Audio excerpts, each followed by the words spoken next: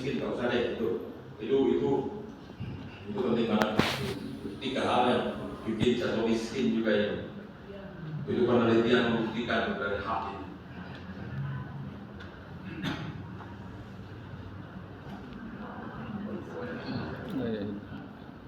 Ada kata aja di tulisan itu, saya nggak usah terangkan.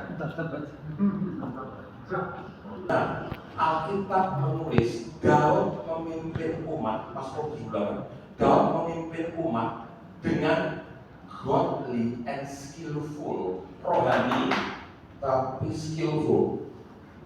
Sepanjang Perjanjian Lama, Keluaran, Ulangan, Imamat, Anda menemukan gini. Waktu itu umat Tuhan ada yang menerima pengurapan keahlian untuk masang tenda. Ada urapan keahlian untuk hal biasa. Anda pikir urapan untuk berkhotbah saja? Lihat Alkitab baik-baik. Urapan itu ada yang namanya urapan keahlian. Bahkan untuk membangun kemah suci tabernakel itu perlu berbagai macam urapan keahlian.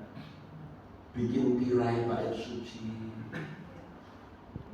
membangun dinding-dinding tabernakel, bangun tabut perjanjian, itu perlu pengurapan keahlian.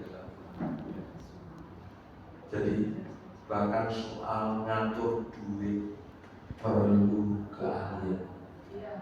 Tuhan akan kasih Anda pengurapan keahlian soal keuangan. Anda boleh nggak ingat apa omongan saya, tapi sebenarnya saya hari ini datang untuk mengimpartasi Anda supaya Anda menang pada wilayah keuangan mamon. Kita bukan budak mamon budak kita. Amin. Jangan sampai dikalahkan mamon. Cinta akan uang akar segala kejahatan. Tapi yang berikutnya juga ada benarnya. Tidak ada uang juga akar segala kejahatan. Ya orang duit banyak rampok.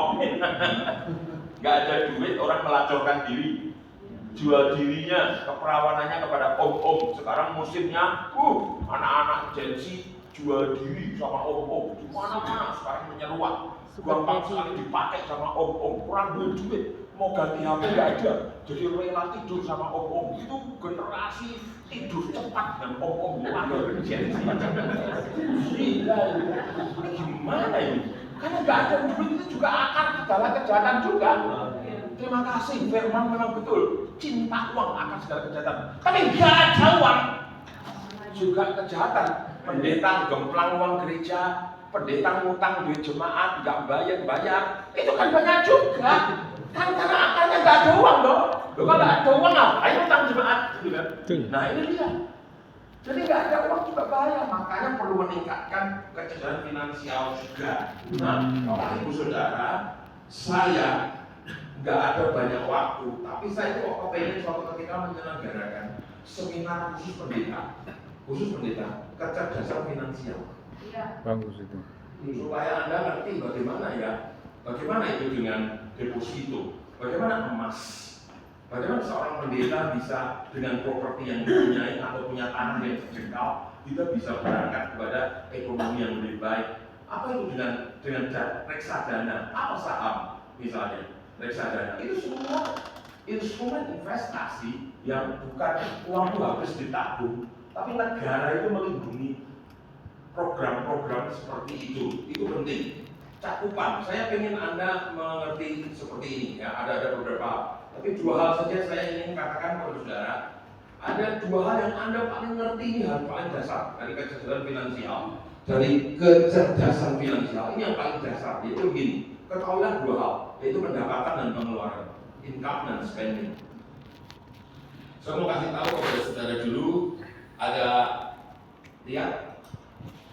Ini paling dasar ini. Wah, kalau ngomong bisa 10 session. Kemarin saya di Batu Malang aja ngomong bersession nggak bisa selesai. Tapi ini ringkasannya. Yang paling penting untuk merangsang Anda belajar kecerdasan finansial yang paling penting. Gitu. Finansial yang pertama itu pendapatan, mesti ngerti pendapatan.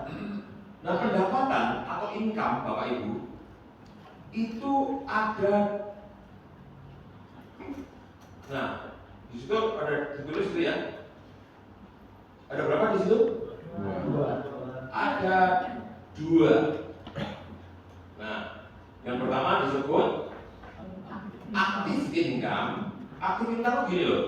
Anda dapat pendapatan karena Anda bekerja. Jadi kalau nggak kerja, pendapatan nggak masuk. Kerja dulu masuk. Misalnya pendapatan masuk karena main musik. Kalau nggak main musik, ya nggak masuk pendapatan. Nah itu aktif income, harus aktif baru income datang. Tapi kemudian ini Anda untuk ngajar jemaat juga ngobrol-ngobrol sama jemaat yang masih polos dan sederhana perlu juga. Tapi ada yang namanya passive income. Jadi pendapatan tuh ada yang namanya, Anda sudah tahu semua passive income ya. Yaitu income ini paling penting. Gimana uang itu bekerja untuk kita. Bukan kita bekerja untuk cari uang, tapi uang bekerja cari kita. Nah, prinsipnya uang hasil jerih lelah selama ini, kalau Anda dapat uang, nah itu uang itu tuh diubah menjadi aset. Uang yang kita dapatkan itu bukan dibelanjakan tapi bukan habis uangnya, tapi uangnya diubah menjadi aset. Setelah itu aset ini akan memberikan kita uang yang pasif. Ambil contoh ya, ambil contoh. Ini ambil contoh.